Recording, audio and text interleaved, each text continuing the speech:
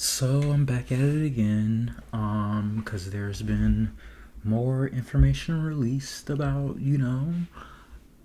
obvious, ongoing, reoccurring issues. And so this time in particular, I'm talking about, big tech and our privacy. So particularly we'll be focusing on, health, but a little bit of, one of my favorites, cognitive autonomy, since you, the body influences said autonomy. So the Atlantic published an article about what big tech knows about your body. That was the title of it. And so already, I would just like to remind you, on the Tactical Foresight blog, there are posts that talk about ways in which technology can collect bio information about you, and how those types of technologies can be used to infer things about your mental state. Also, from the light research, I'll say, that I've done into marketing, since I'm not a marketer myself. Again, long standing issues, we know that there are ways for people to unconsciously influence you. And again, these have been long standing techniques, some of which are more widely known, some of which not as widely known. But anywho, again, as I said, there are different technologies, hardware that innately can capture certain biometric information that your body just naturally emits without, your consent, because just how it works. So, but in this Atlantic article, they talk about, in particular, the information that was willingly given to a few specific companies. I think it was Flow and BetterHelp, and how they incurred, I would say, fines, but in a sense, that would have been more positive for people concerned about their privacy, but it seemed like it was actually just they were required to issue a refund, which I'm just like, what? But yeah, they were required to issue a refund for people whose privacy may have been compromised, because essentially they were letting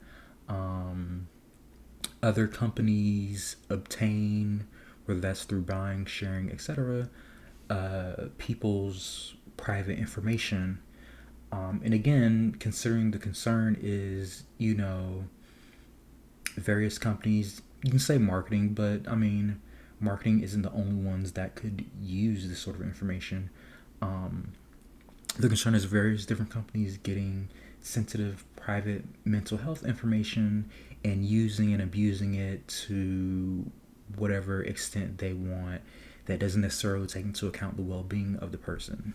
So, obviously, let's pretend like we're not, even going to think about the recent spates of shootings that have been tied into mental health, and again, how these sorts of manipulation tactics and privacy abuses, again, largely unregulated, and from the political discourse I've seen, largely undiscussed.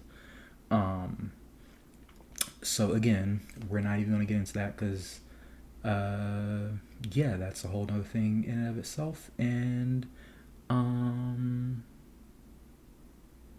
yeah, maybe I will in another issue, but yeah. And also in part because it's clear if, the powers that shouldn't be actually gave a damn, they would have been made mental health services more affordable, even communal mental health services like group therapy, things like that. But again, just a long-standing tradition, and the, use and abuse for a few extra dollars just because, you know, somebody needs a new yacht. Not to mention also, the culture of just use and abuse for sadistic or, other self-serving reasons. But again, so this all, makes me upset, or more upset, I guess. Again, this sort of thing I kind of suspected was happening already. But again, now that it's official, can officially talk about it. So yeah, this makes me upset as somebody that actually does try to advocate for therapy and doing things that one will need for their mental health. And so these sorts of services actually was meant to, and I think might have actually made it easier to get mental health aid. And so again, it's sad that to the extent they did deliver on those services, it came at the extent of, having such personal information. Let me get into my legalese. Possibly being exposed to malfactors, or again, just entities that don't necessarily have a concern or a restriction to act in a way that's in alignment with a concern to the individual's well-being. And so, like I said, this is just one way in which people can and are being manipulated and taken advantage of. As I said before, there's so many different sensors on different technology. Like, I went and tried to buy new phones, and even when I went to try to get a car, things are smart that I don't need it to be smart. Things are talking to, the internet that I don't need to talk to the internet. The cheapest phone I could find still had like 24 different sensors on it, half of which I'm like, when would I ever need this? But again, it's ubiquitous, which in some ways feels, let's say, curious or intriguing, because you would think there would still be some option to have even fewer sensors, since again, like I said, a lot of those sensors, I'm like, when would people ever need this? Especially if you're trying to appeal to a more, let's say, frugal or economically efficient consumer. Again, it would just make more sense to have less things in the end product.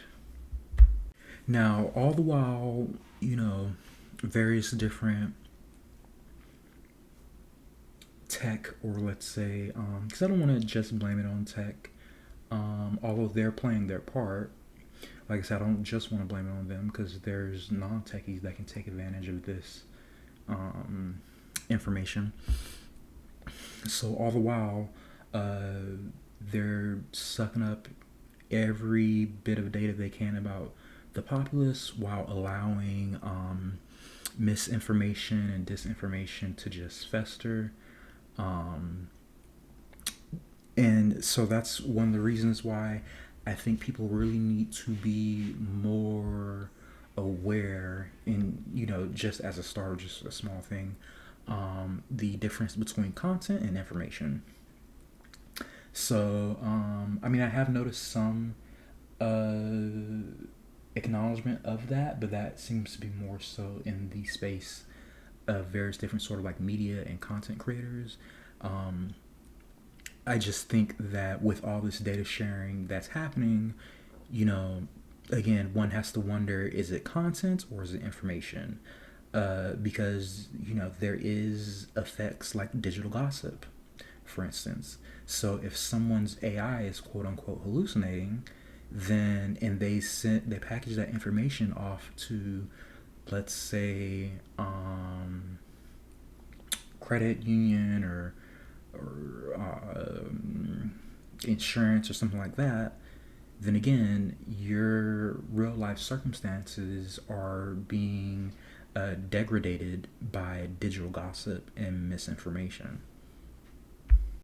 But again, this all seems to be a part of, the attempt to control people and manipulate them, which, like I said, is a long standing human tradition of ours, which,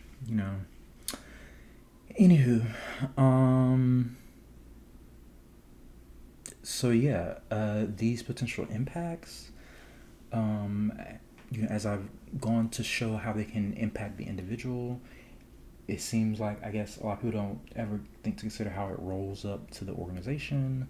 Um, for instance, again, on the blog, as I've mentioned before, mentioned instances where people can essentially be manipulated in their job because of different, again, content or manipulation tactics that were applied to them while around the time they were doing their job, etc., which goes back into how it can directly be used to manipulate the organizations that give out said information, or just other organizations in general.